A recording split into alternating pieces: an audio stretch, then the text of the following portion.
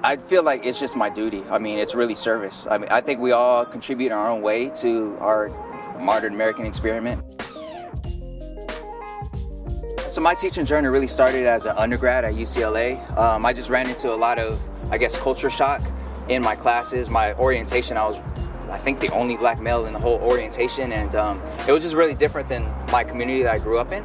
So that got me into questioning the education system and just why UCLA wasn't more diverse than it was, and that led me to a class, that led me to some tutoring and mentoring, that led me on the path of majoring in education, and the rest is history.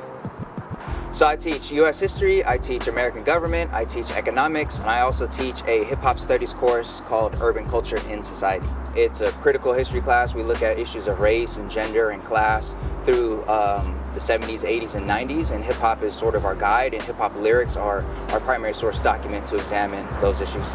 There's one question about simulation and changing who you are, but there's also a question about being able to adapt to the circumstances, so yeah. I just love the fact that we're not learning out of a textbook, we're actually learning around like what's actually happening. It's the most recent information, and if it's something about the world, he always finds a way to tie it together. He's just so excited about every day when we talk about a new topic. He's so invested in the topics he teaches us, so I really like that about him. I'm paid to teach history, but sometimes history is not what the student needs in that particular moment. They perhaps need some counseling, they perhaps need some mentoring, and realizing that each student has their own needs and meeting them where they are with their different needs, and having 35 to 40 of them at one particular time, it's just an impossible challenge. Mr. Rustin is more than a teacher. He's a mentor, he's a friend, he's a best friend. But to me, he's like a father. It was the first day of school, and he was just like so excited to meet me. I was like, well, this dude doesn't even know me, and he's so excited. He changed my life in a way. I wasn't the best student, and then I just met Mr. Rustin, and I started getting more respect for myself and other people. There's not a person in that room that he has not touched or helped in any way possible. Biggest challenge is just balancing all these different roles that I play as a teacher. And there are certain days where I'm just like, I don't know if I could do this. But then remembering, the success stories and realizing that even if I didn't reach every single student today, it's not the end of the world. I have tomorrow. No matter how difficult a student is, like he too, or she too, can flourish one day with my support as long as I don't give up.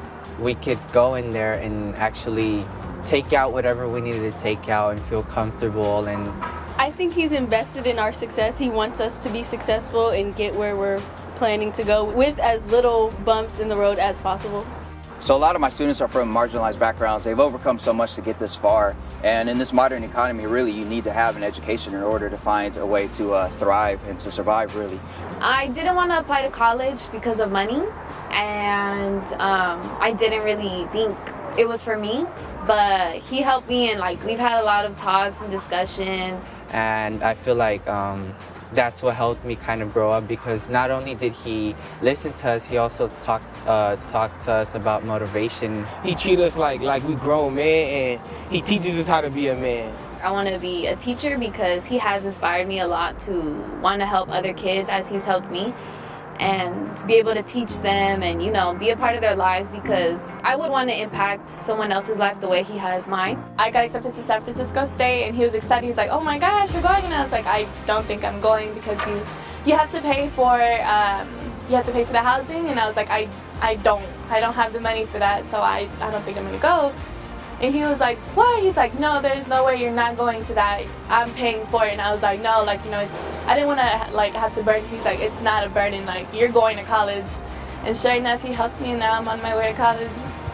When I see a student that has a particular need that I can meet, I would just feel wrong to see them miss an opportunity when I could have jumped in and helped them through that little struggle. Because Mr. Rustin genuinely cares. He truly cares about each student and their feelings, and as a person. He doesn't just treat them as a student, he treats them as if it was his own kid or something. As much as he can help you, he will. My favorite thing about teaching is being able to witness these students as they grow and develop from semester to semester, year after year, if I'm lucky, and seeing them become functioning and brilliant young minds who go off into the world and make change. So just seeing that, witnessing that with my own eyes, and knowing that I had a small part to play is everything.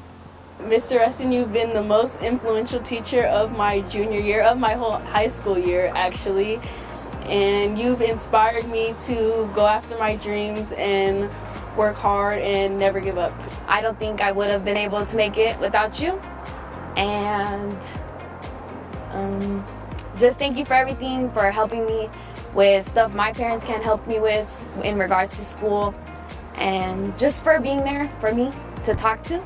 I feel like I needed somebody like him, and he was there to, you know, be there for me. I just feel so grateful to have him. I don't think I can get it out without tears.